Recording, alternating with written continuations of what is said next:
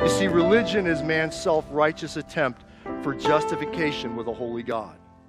However, there is only one who is holy. And the pathway to holiness and justification is through Jesus Christ. Paul said this in 1 Corinthians 1:30.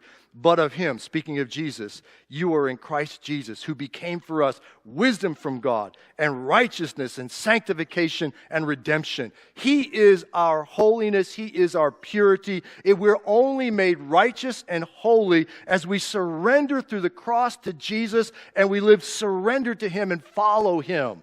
And not just say a prayer once and then go about your way.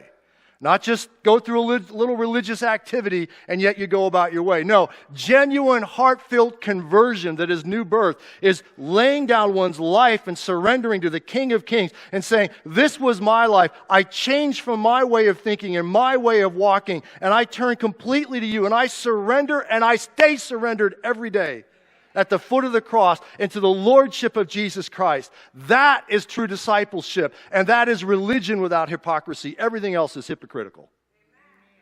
If you're stuck in secret sin, whether it's pornography or some other activity or greed or selfishness, or you're gossiping about that brother or sister next to you, or you're full of hate in your heart or unforgiveness, you are walking in a hypocritical way. It is not the religion that Jesus wants us to walk in. True religion is to take care of the orphan and the widow. And to keep oneself, James said, this is the part we leave out, to keep oneself unspotted from the world.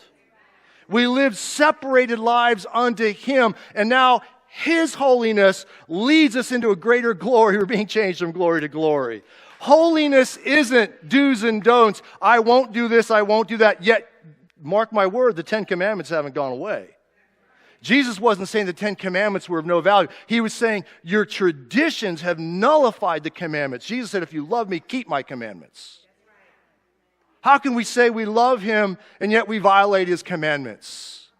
We're dealing with a heart issue and the lack of a purity of heart. And I submit to you, it's a lack of being surrendered completely at the cross. The cross is a place of death. Death to self and alive unto him. That's where the victory is. That's where it is.